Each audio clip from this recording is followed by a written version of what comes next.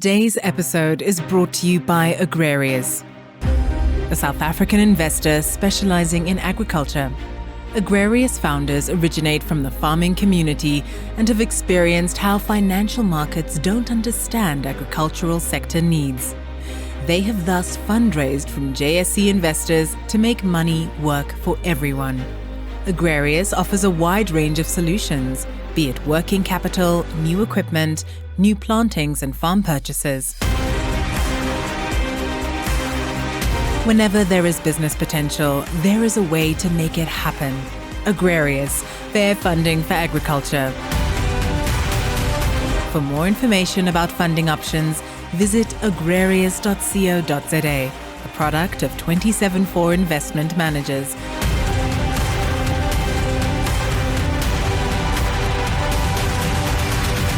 An authorized financial services provider, 31045.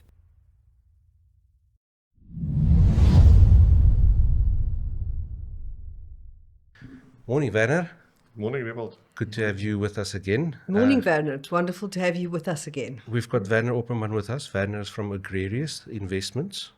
Am I saying it correct? Yes, I'm from 2004 Investment Managers. One of our products is Agrarius, the JSE-listed investment vehicle for agriculture.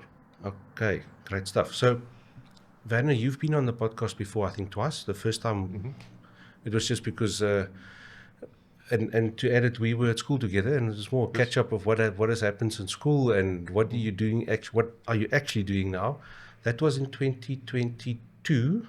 I think roughly about March, April side, if I remember correctly. Then we had a quick chat about the Cape Span deal that went down that you guys were involved with. And now we are here again another year and a half almost later. So a lot has changed. Yeah, I think for both companies. You guys can doing quite well for 100 episodes coming up. So yes. Yeah, well, by the time this goes out, the 100th one would have been out. So, yes, welcome back again. And let's, for the few people that don't know you, just give a brief introduction again of yourself. Sure. So as I mentioned, I work at a company called 2004 Investment Managers. We are basically fund managers. We manage capital for broad range of clients, from retail investors to institutional investors, insurance companies, or spectrum. We provide end-to-end financial solutions. More specifically, I head up our agricultural unit, where we invest across the entire agricultural value chain. So we provide investors access to a listed instruments that gives, first of all, protects the capital, so capital preservation.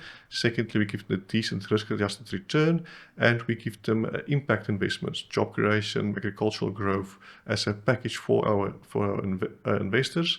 And we give them access to what we call in the financial world a risk premium that's quite unique by packaging the agricultural return profile into a risk premium like a portfolio to add diversification. And at the same time as we basically bring the world of high finance to your agricultural businesses to provide capital solutions for your farmers, your agribusinesses on a bespoke basis. So we do customized funding solutions for your agribusinesses.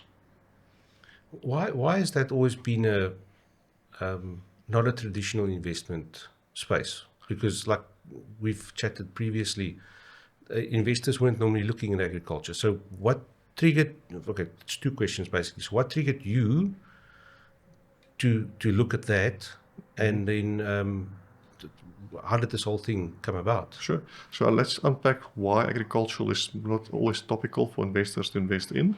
The starting point is agriculture is seen as inherently risky. It's a biasness in the market for people outside agriculture.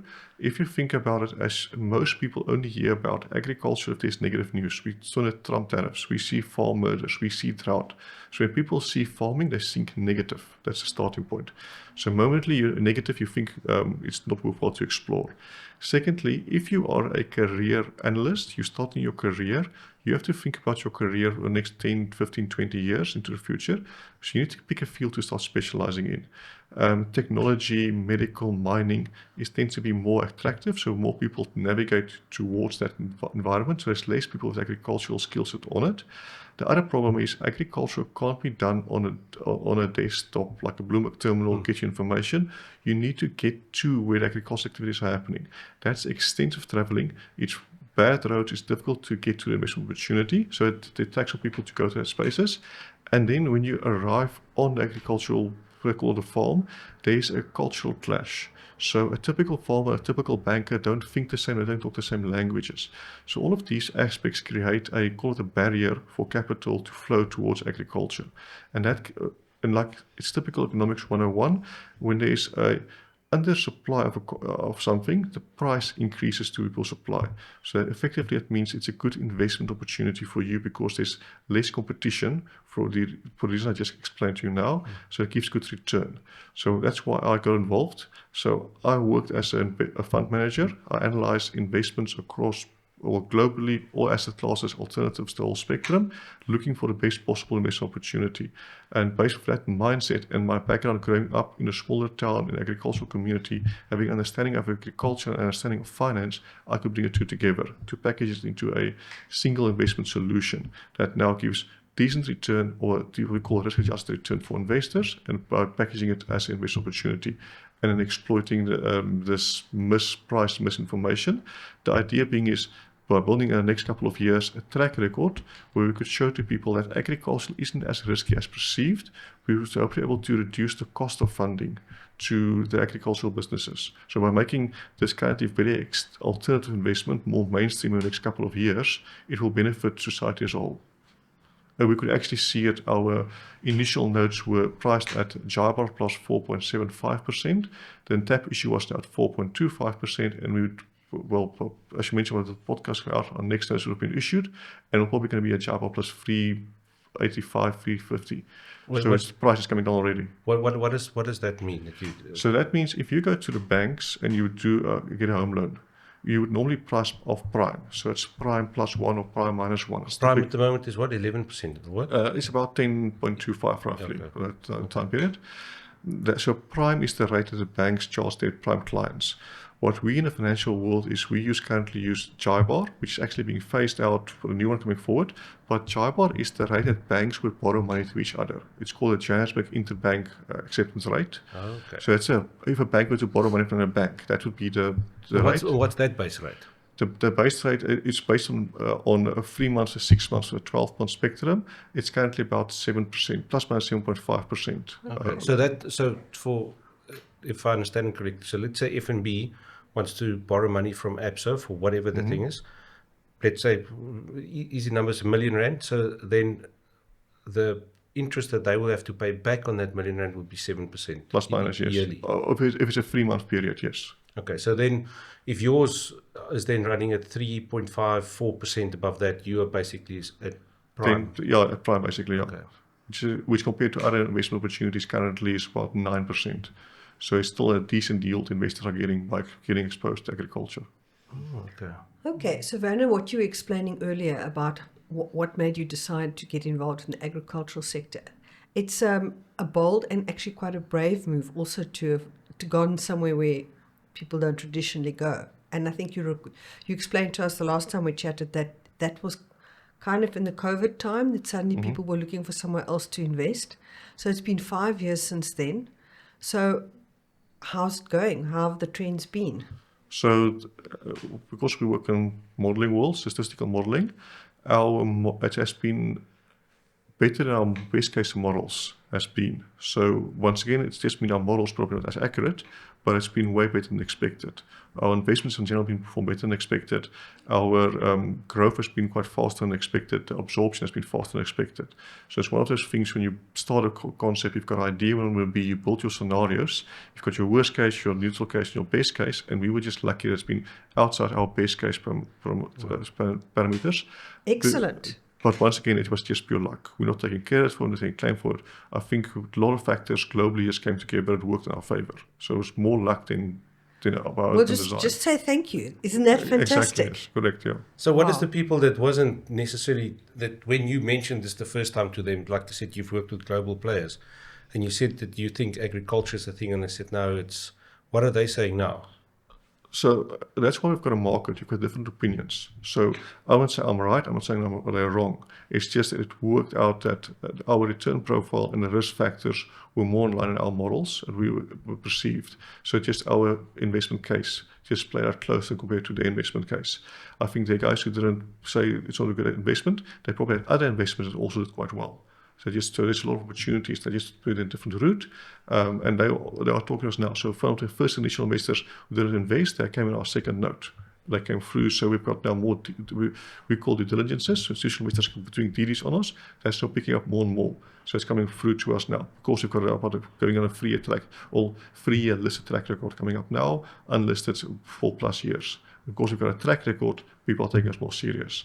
And it also comes to our point for making a case for agricultural investment asset class. And that's what we're going through. There are also now more and more funds coming online. We've also seen other traditional, call it private equity or private credit funds, who previously would not invest in primary agricultural, just past farm gate, actually opening up their mandates, now investing into agriculture.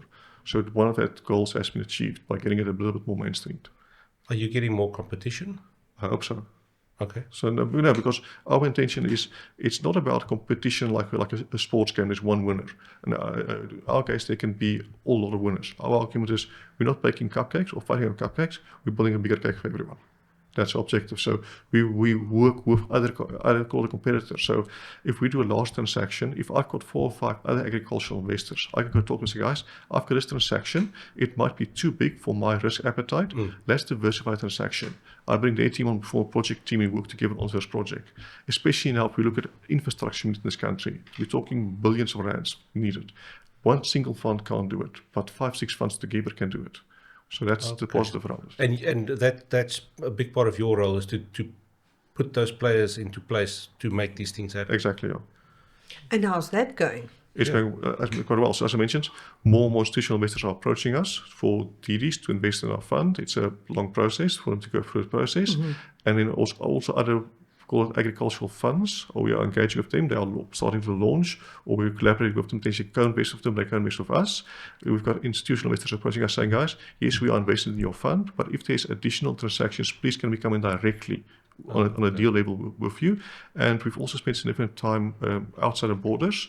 We've got interest now from setting up funds in Namibia and in Botswana with those players. And we also had good experience now. We're working with some international institutional semi-DFI based in Europe to collaborate with them for agricultural transactions in South Africa. That sounds incredible. It sounds like you are part of a groundswell building a whole new sector. I'm just one of many guys trying to build it. You're part of a groundswell. Correct. That's very exciting. You just happen to be the one that we know. Precisely, exactly that, yeah. And we'll probably in the future get some more guys that I know to come to this podcast. Yeah, for sure. That would be really great because, finances, we always say, people talk about sustainability. But the most important sustainability is financial sustainability, because if you don't have that, you can't do anything else. Exactly, that's one of our elements. We've got, like most people talk about ESG, we've got a fourth one, economics. So first of all, it has to be economical sensible. Yeah. Then you can do the environment, social, and governance first, but economic is critical. So okay, I think we discussed it in the previous one as well, but who can come to you for investment? Is it only a big exporting company, or can it be a startup farmer that needs 25,000 Rand to fix his fence, or somebody with technology, like an app type of thing? Tell us. Sure. So our starting point is we invest across the entire agricultural value chain, and that's just basically broadly defined. So if it is agricultural angle, it fits no mandate. So when it comes to who can invest, it's based on our investment style. So from a general perspective, we can't do the less than 2 million. It's just from regulation, it's a bit complex. So 2 million is probably our minimum size.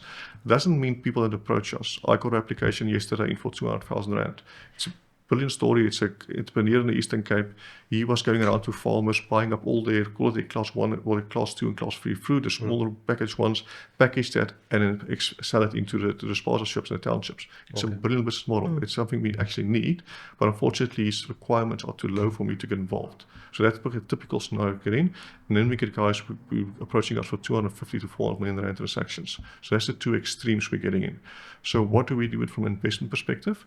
Anyone in the agricultural venture can approach us.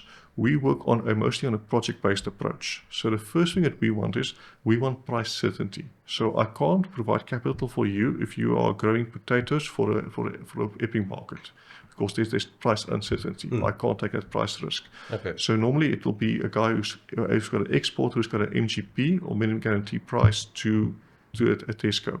So that's Yes. the typical scenario. That's mostly via exporters, or it's a guy who's got a contract to supply to a PepsiCo. So that's Okay. a typical scenarios. Or it's a guy with a very well-established market into your Pick and Pay, your Woolworths. We've got some price ranges in, so it's semi-contractual. That's the first thing we look at. If we've got that in place, then we can make do a project based on that. Also, when by project basis, then we look at the actual project. So that can be always probably we've put before. It's the same example used over and over, but it's the simplest one to explain. It's a typical scenario is where you have a potato farmer who's got a good track record and who's got a contract now to supply potatoes to a factory. What's nice there is the factory gives him a fixed offtake agreement and a fixed price as his price, so we can model based on that. Then we go on to his farm. So on his farm, we can first of all see, normally when you walk onto a farm, within the first 2 or 3 minutes, you can see this guy can farm. Yeah. So always I explain, we're not looking for the bucky farmers. So this is more like a commercial farmer. If there's a flat tire, he can fix it, but it's actually people fixing it for him. He's just the guy who can step in if needed. He must be more in a management role. So then we look at how he plans, how he thinks, and the more better his planning is, the easier our lives are. But when we're on the farm, we normally look for, does he have enough yellow metal? So can he get the stuff into the ground fast enough? Can he get it out of the ground fast enough within the time windows? Then we look at his farm planning, the environment where he is, how does he adapt for his environment? If it's a high rainfall area for his potatoes, how does he plant his potatoes how does he prepare his fields? Then we look at on the input side, does he have enough legal water rights? Does he have a backup plan for Eskom? Who's his advisors? Who's the guys giving herbicide advice? Who's the guys giving fertilizer advice? What reports can I get? Based on that, we can build a risk model. And our risk model is typically, if it's early stage, we'll go up to 20% of the expected final sales price of the capital we can advance to. That's normally enough to cover your input costs, your seed, your fertilizers, your initial diesel costs to get operational. And then as the harvest progress, we can model it and we can do increases. Let's say a 30% once the certain risk windows has closed in the harvest. We go up to 60% if it's like cartons of fruit about to be exported. But it doesn't mean the typical working capital scenario. If he needs capital for expansion, let's say he wants to plant, he's got 100 hectares of land, 50 hectares developed for orchards, he wants to earn money for 50 hectares. It's also a ring fence as a project, and it's a 3-year project or 5-year project. So that's the kind of things we can do. Because we will do a project-based approach, we can adapt to anyone's needs. I remember you told us last time that you've got quite a wide variety of projects. That it's from fruit all the way through to meat products. So which ones has been doing the best for you? So what we do is, what maybe sets us different from typical funders, is we don't do a risk-based approach. In a sense being is, the more risky something is, the more you must charge. So if you go to a bank and you say you're a high-risk client, they charge you 20%. That's not our thinking. Our thinking is, if it's too risky, just don't do the transaction. Don't charge more. So that's why we've tried to charge the same amount for all our clients. So as a debt fund, we try to, for argument's sake, let's say simple interest, we charge 16% for argument's sake. We try to charge that for all our clients. So it's a simple one. That's pretty amazing, actually. Yeah, but it works because we only charge a bit more if it involves us to do more work. So there's more monitoring, there's more engagement, there's more things around that. So that's our principle. So, but effectively, we get the same return from most of our clients. Because I can't say one has worked better or else. What we're finding is some of our clients were able to grow more with the money that we provided them. So we've got clients who grew to about 5 million cartons. When we started with like 2 million cartons export, now at 5 million. So the capital we gave them, they were able to use it more cleverly than other guys, or maybe it's more luckier, and they were able to procure more cartons of them.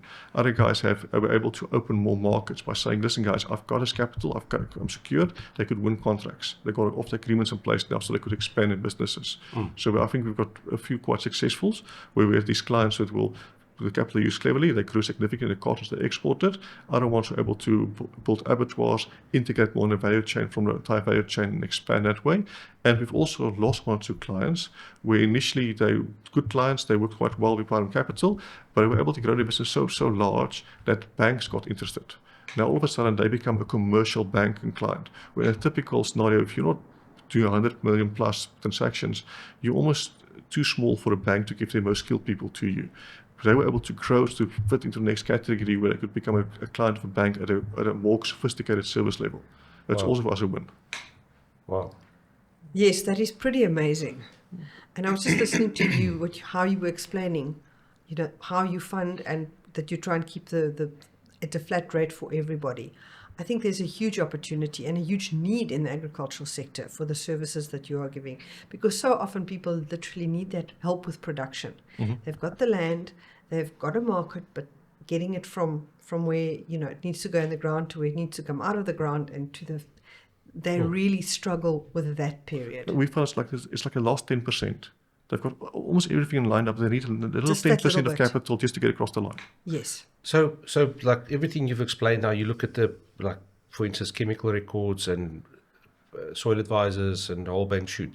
How hands-on is the Agrarius team? Do you have a soil scientist in your team? Do you have a chemical specialist that can look at these things? Because and if I'm wrong, please correct me, if people went into the financial sector and might not be interested in what pests is on a farm. Do you have people that you can tap in on that front to see, right, this guy's actually doing what he should, according to his advisor? So we've got a core team of analysts. Most of their backgrounds are financial professionals.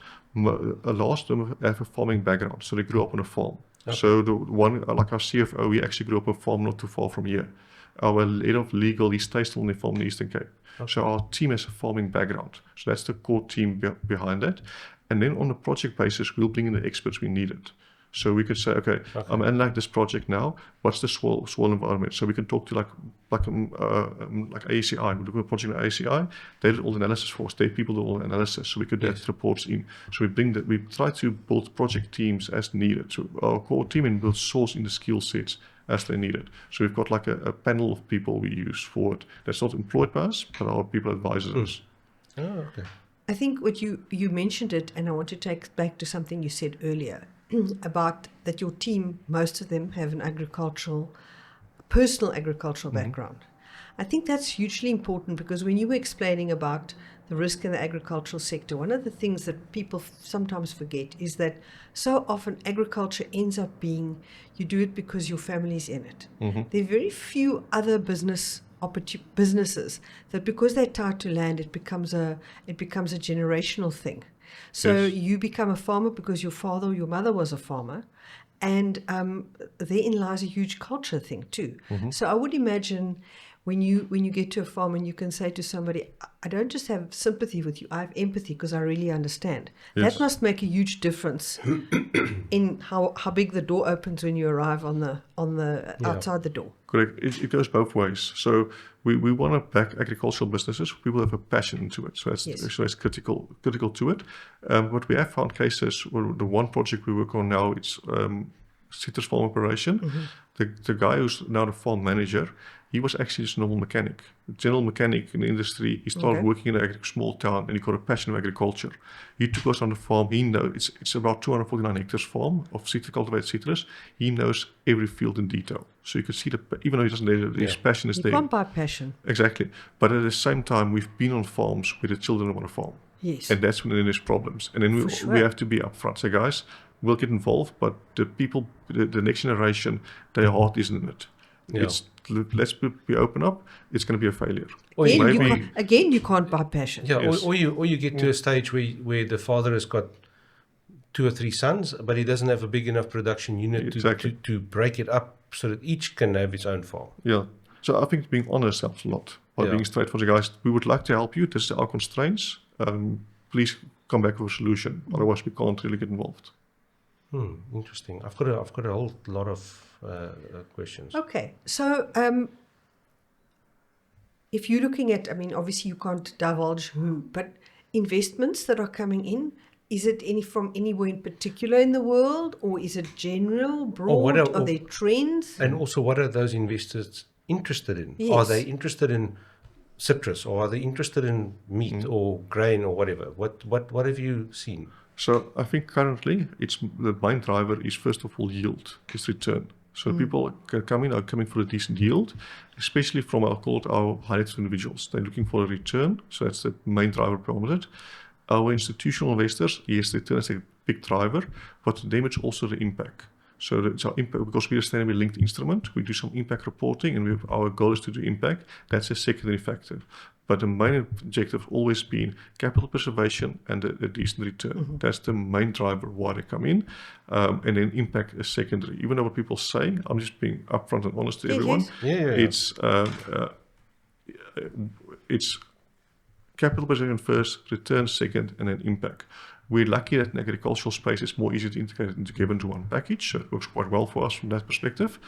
What do the clients want? What sectors? Currently, it's broad. There haven't been that nuances specifically saying that they just want citrus, just want cattle. We had cases where people say no red meat, as an example, but that's more. What do you tell them? What do I tell them? We're vegan intolerant. Yeah, no, that's. I explain to the guys is our primary function is, let's call it affordable food security. That's what we have to focus on as a society. There are areas especially in South Africa, in Botswana, you can do nothing else but cultivate game or cultivate cattle. So now it should be you leave that land fallow, not use it. Use other productive land that could be used for table grapes or for else to cultivate beans, or could be rather use land optimally. And we find a balance. So understand if you want red meat or extend your belief system, it's fair, it's space for everyone. Yeah. I would stay clear of those people. Because we know you're vegan, eh? No, in our team we've got not vegan but vegetarians. Okay. So, but also different. I always joke about the vegan people. It's different. So the one person does it because she believes in animal health, animal aspects. Other person just feels better if she doesn't consume meat. Yes. It's as simple as that. No, I always just joke about it. It's a joke between us. It's a strange concept in South Africa. Let's face it. And, it's a very strange concept. Yeah. Let's just leave it there. Correct. Yes. Okay, but that's interesting. And the impact thing, that is, yes, obviously, if you're investing, you're doing it because you want a return. That's how things work. That's how you expect things work. But that impact thing, how are you helping people, and how are you helping the people that you're helping to help the environment and the people around them, and to improve the land? You know, within agriculture, there are always such incredible stories you can tell by just adding a little. Yes. So I think our starting point is like our key term is sustainability engineered. So I'm not going to argue about global warming or aspects around it. Let's stop debating nuances. Let's say how we can be more sustainable. So even no matter which camp you are, if we are more efficient, what we do is better for everyone. So that's our approach. For sure. So from an impact perspective, normally the first one we do is job creation. So we've got one client, we gave them 40 million, we got a full 40 million back from them with our profit share, and they created 85 permanent semi-skilled jobs. So that was a 6 month transaction just to get a factory up and running. So that was job creation. That's an immediate impact to that person who got a job and his family, but then secondary effects in more purchasing power in the community. So a last factor is job creation by providing the funding for the operations to expand. So that's the first level. The next level we try is to do it more sustainable. And unfortunately, that's an area where there can be much more research done in the agricultural space. We don't have a lot of data to measure things compared to other industries. So that's something where we can really spend more effort on to get more scientifically based measurements for sustainability and impact around that. So what we try to do is say, guys, can you be more efficient every year? So we get your detailed financial management, financial statements. Can you look at your water usage? Can it be more effective? Yes, it's quite difficult to measure because the temperature of the earth here isn't the same. But let's say you use the most efficient irrigation system that you use. Let's optimize when you irrigate. That actually might mean we go and provide funding to buy diesel generators. So that means you could run a diesel generators in a load shedding period to have the optimal flight. So it's sometimes a bit inverse thinking, but that can be one scenario. The other scenario is, say, guys, if we can give you an objective, let's say your water objective is this, or your built riparian buffers, we can provide funding for it. But if you achieve it next year, when you do funding again, we'll drop your funding cost by 25 basis points. So that can be this kind of thing we try to work together. But once again, we need a bit more scientific-based research done on that aspect. Very, very cool. That's very interesting. And sorry to interrupt you, but I presume you're getting this data as you are going on. and it's probably one of the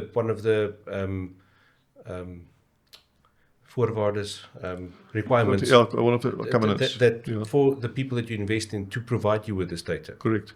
But in our world, you've got the people who collect the data and who do the investment and the reporting, but we need independent auditors. We need independent experts around it. So we've got a independent auditors. We're not talking accounting auditors, but an audit firm that verifies our sustainability and our impact criteria. But their framework can only be linked to globally based standards. So, for example, Rainforest Alliance can be one standard, Global Gap can be one standard. They can measure us against that standard. I would like to have more standards. So I would like to have call it a cattle rearing standard. Like this is the standard you use for the most efficient farming practices for cattle rearing, or most efficient one for wheat production within an area. And those standards, are they there, or they're still being developed, but they are not developed to the level that we would is always practicable.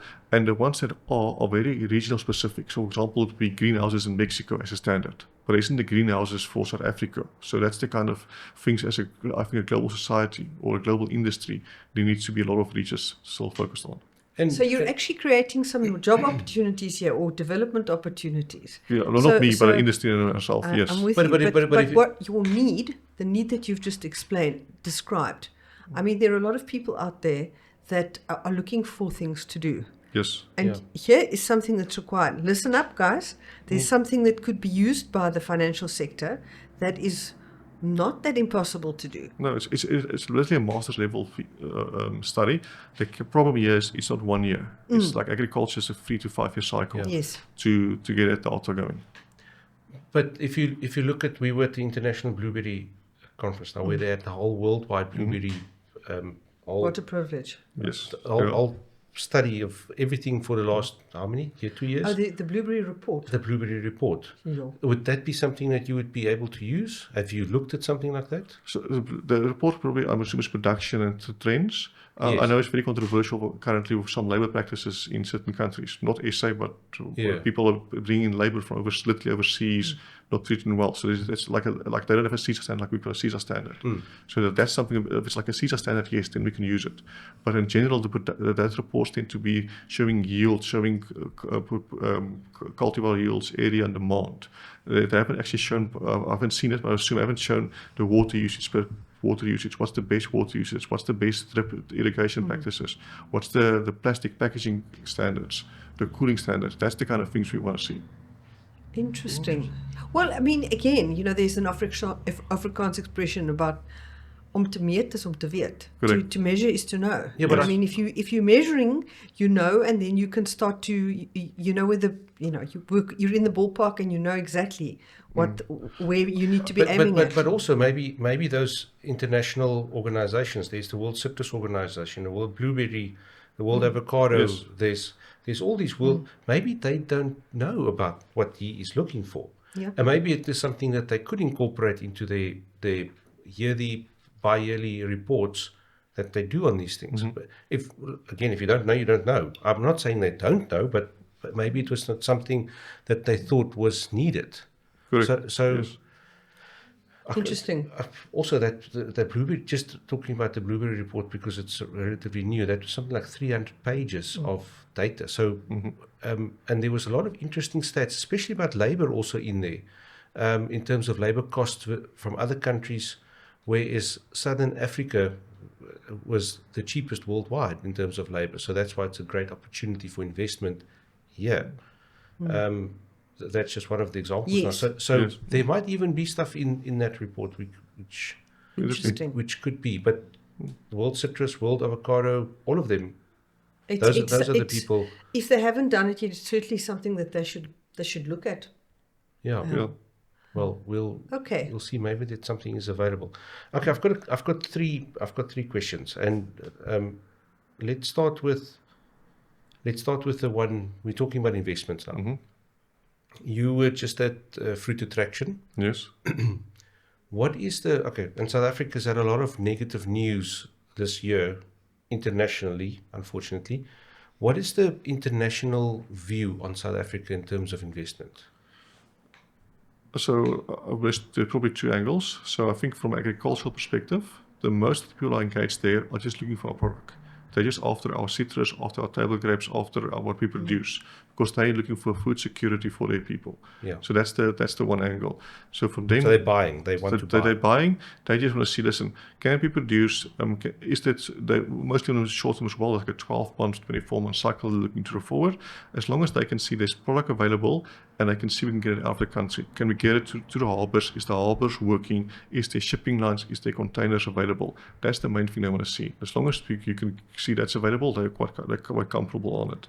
But they're also aware that if there's uncertainty around this, they will rather put more energy into other markets. So that's what, from our perspective, is the infrastructure around it becomes critical. That's something that we really have to be mindful about that. In general, what are my engagements with people across South Africa or across the world on South Africa? They're quite informed what's happening here. They know what's happening in detail, more than people would expect them to know. But once again, you have to put it in context compared to other emerging markets where they also operate, and there's very similar scenario. So we can't say, like, we might be a bit more negative on SA because we see things here. The rest of the world sees it, but I put it in context to another country they have to invest in, and it's trade-off for them. Okay. That's what very interesting what you were saying about how we tend to see things quite negatively because we, again, it's the media and the social media and everything that feed us the negative stuff a lot of the time.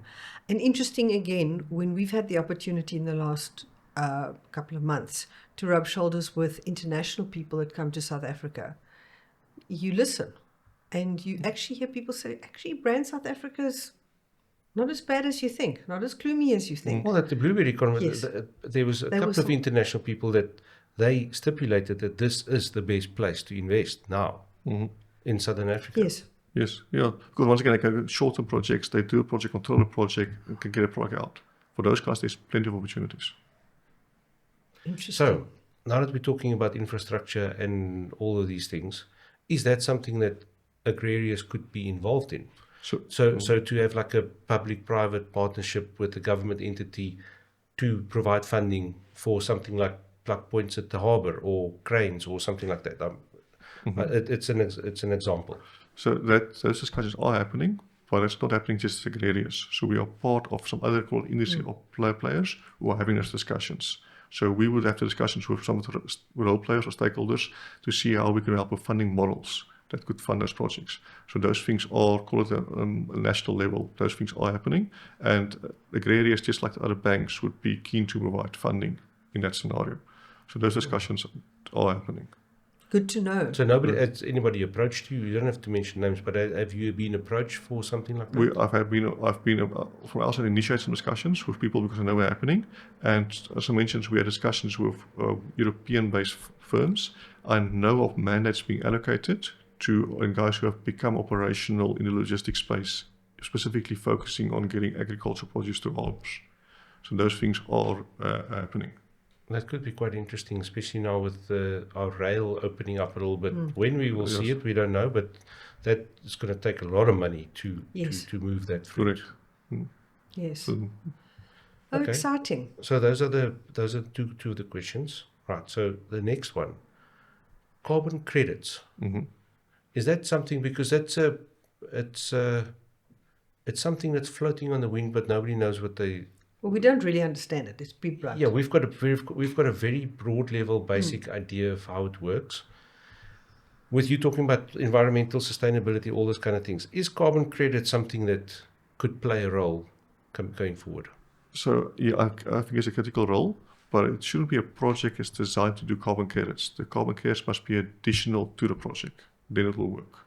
I think people who are just trying to create something with carbon credits, those projects are a bit iffy.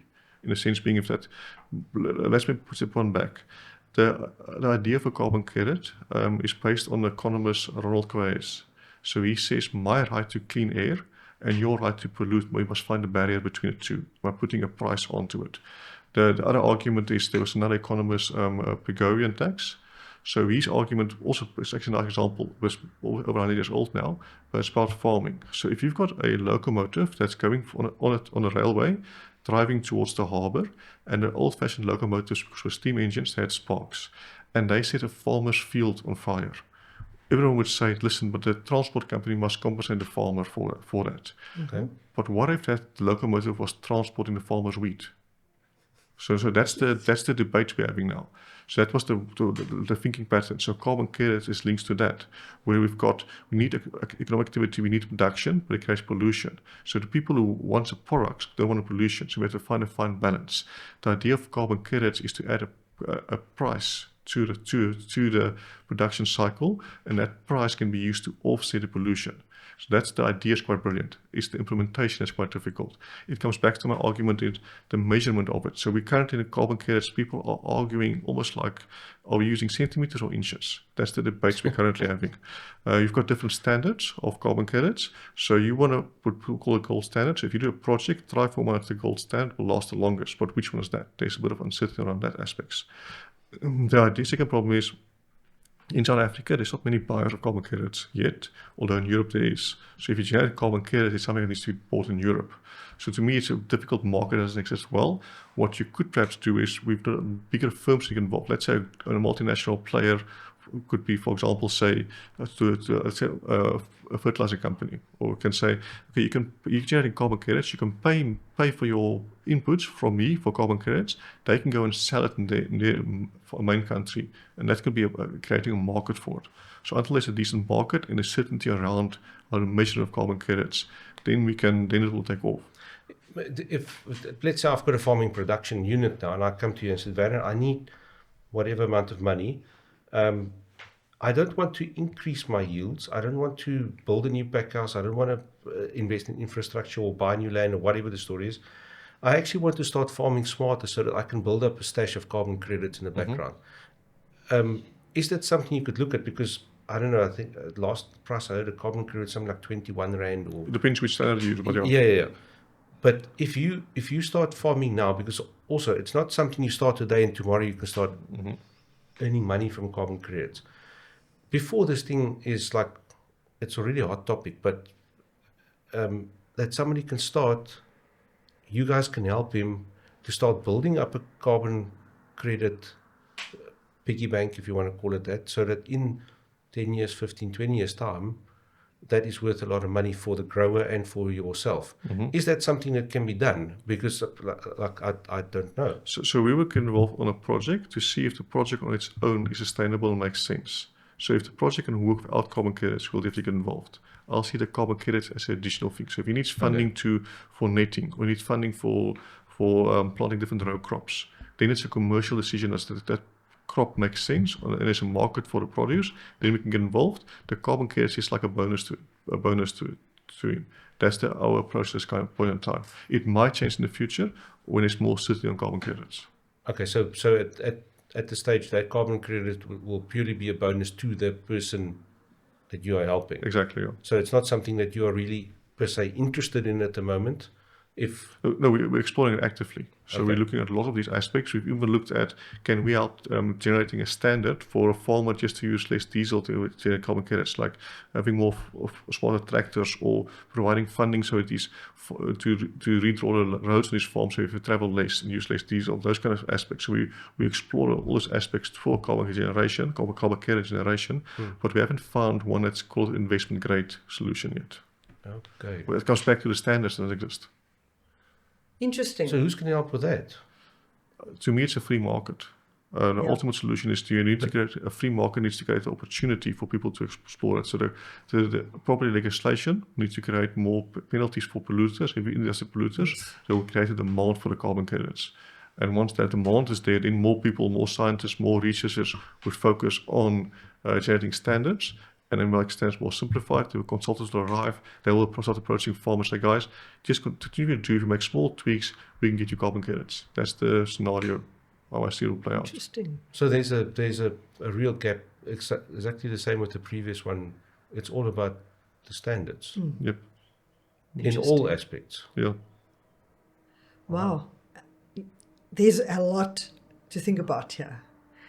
And I think we've got to the point where we've spoken about a lot of things. I've got one last one. Oh, okay, Dewald. Please do it. And between all of these things, where does AI fit in? Okay, so we're actually using it a lot on different aspects. So right now we see AI as a over-eager intern. Okay. helping you. Okay? That's a good way of describing it. Love it. So he helps you a lot. He's very keen. He does stuff, but you need to guide him, Yeah. and you need to check what he does. So that's our thinking around it. Love it. That is just such an incredible Way way of of describing, because we use it as well. And Yes. it's exactly that. So what we use in our processes, remember we first of all fund managers, so we're using an analysis process. So right now, if you go to our website, you can apply for funding. The initial screening is done by AI. So there's analysis done, there's called prompt system set up that does the initial review analysis process. Then what we do it is more heavy lifting. We do like cleaning data, extracting data out of reports. That's what we use AI for. And we're also using AI now for monitoring purposes. So if we collect data from you on a monthly basis, it goes through AI models to do the initial monitoring, is a screening, and it gives us red flags or green flags or aspects all around that. I think the current thing from AI is it's an additional way to get data into information. That's the edge. So you can get more information into it that leads to decision making. That's what's happening in the next 6 to 12 months. But the pace is extremely fast. Like our systems are updating very rapidly. We're using AI now for coding as well. So from our physical systems we're using, we've got AIs that tweaks it and makes the improvement. So if you want a new button, AI does it for you. Obviously a bit more than that, but that's the concept. So that's how we're starting to use AI as an aspect. Ultimately it comes down now to, when it comes to the farming side, it probably will be used now for demand prediction more accurately, collect more data, demand prediction, pricing around it. And then we've all seen in the AI models now where it's analyzing the harvest for diseases, fruit quality, those kind of things are there. It's already available. Do you see it having a massive impact on the industry going forward?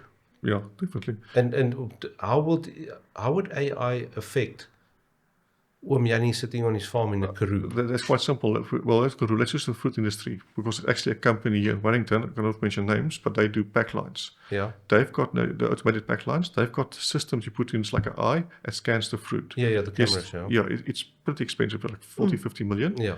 But you can pay it back in 2 seasons, roughly. Yes. The sense being is, when you put your fruit through, it scans the fruit. So first of all, you've got a higher pack out, so more quality fruit gets through, but also it also ejects the bad fruit, which means you've got less claims. So right outside you've got your claim that's already shipping back material, so it makes you more efficient, which leads to our argument of being sustainable. So that's one way of becoming more sustainable. So that's what I say, it's already here. For the area in the Karoo, so that's a bit more semi-arid environment, so that might be using AI more for your cattle farming. So we do have cattle exposure of cattle in other areas where we are starting to use AI from a monitoring perspective, because the animals are being tagged, RFD scanners, they walk through a scale, stuff, and you can map that now to the animal's growth curve or weight gain. You can link it to your feed, to your felt quality, you can map those going forward to see what's the culling capacity for the next couple of months. Should you start culling now, can you do a bit more? So that's the kind of things coming through. So once again, it's data information. That's the short-term thing. What I think is people are underestimating is the rapid pace of AI. Yeah. What's happening on the changes on a month-to-month basis is significant. Basis. So yeah. So, but okay, all the people that you speak to, you speak to a wide variety of people, and when Omjani from the Karoo comes to talk to you, and you say to him, "Have you implemented this or looked at something like this to scan your?" How do they react when you say to them what you can do with this? It comes down to personalities. I think you've got your early adopters and you've got your late adopters who only do it once, almost forced. So what we picked for, the guys who do it are like, I think none of us are early adopters. The early adopters are like the first movers. So we're almost like stick and state adopters. Those are guys are there that are using it by nature. That's the guys we see you doing it. But the guys who are not using it already, it's almost impossible to get them to make that change right now. Yeah. They need to see your neighbor doing it, they need to see the neighbor outperforming them. But then only will they start getting involved. It's just human nature. Yeah, it is how it is. Some people are very keen and will jump in on things, and other people will just Be lag. forced into it. Yeah, it is how it is. Yeah, and they will be forced very quickly and very fast to comply. To get with the program. Yeah. Because if you've not even looked at it, even just asking if it can help you with your child's oral, if you not have taken that small step, you are going to be left behind. I made a statement the other day that I think in 5 years' time, kids don't even need to go to school. Mm-hmm. they would literally need to learn how to read and how to physically write with a pen. Other than that, I don't think they're going to have to study at a school. That's my opinion. Yes, interesting. So yeah, I think people need to learn how to learn. So the school system, where currently the school system is getting a knowledge base into you, the system would be is teaching people how to learn, teaching people how to adapt. I think that's going to be the curriculum change. Yeah. Well, that should have been here 30 years ago already when we were at school. That should have been how we should have been taught. But how do you say that those that can't do teach? Let's not go there. Werner, I think we have spoken about a lot of topics. Are you done? Well, I've got no more questions. Unless I think it's always nice to kind of end with message to people. If you've got a specific idea of a message that you would like to share for people listening about Agrarius and what you offer the agricultural sector, I think it might be good if you can think about that and see how you would like to address that. But that's not say Agrarius. I think before we start the podcast, we just debating other stuff. Yes. I think what people should think about is try to be more cold, don't be emotional. So we talk about the future of agriculture. When you hear news media headlines, stop and think about it. I think that would be the message. Think about who's the person writing the article, what's the message, what's the agenda behind it. Start thinking about it first, and then look at the reality on the ground. Try to see the other side. Try to fit the other people's shoes, and try to be a bit more open when you see these announcements in general. I think that's which links to guys when people say our story is agriculture will never work. A farmer and a banker can't work together. Just because we were able to see it differently and we were able to take both sides, we were able to make it work. So people, I would say that's really a general discussion. Given where we are in the future of agriculture, AI changes are coming through. We've got geopolitical changes happening, shifts happening, geopolitical powers. There is going to be bad media. There's going to be positive media. I think just think it through before you become emotional about it. Excellent answer. Thank you. And we did speak about that earlier, and I think it's so important. It's a fundamental point of departure. Thank you for sharing that. Okay, so now we come to the end of the podcast, and our tradition is that somebody previously has left a random question, not knowing who's going to be the next guest. And Dewald is going to fish a random question for you out of the book from somebody that we've spoken to before. Yeah. Okay, so the question is, what is the best advice you have ever received? Can be from family or somebody else that has changed the way you live your life. That's a good, yeah. So the best advice that someone gave in the past that have changed the way I live my life. Yeah. Not Yes. a light one. Yeah, light one, yes. Just thinking or trying to remember.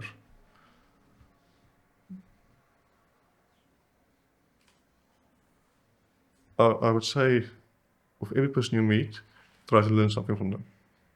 Don't judge the first impression. Be open to engagement and see what you can learn from a person. That would be my best advice I've seen. For sure. It's interesting that is something that we have learned from the podcast, is that everybody can teach you something. Yeah. And you can learn from people. Well, thank you. It's been incredible. Thanks so much for joining us. We really appreciate it. Great. Thank you, Werner. Super. Dankjewel.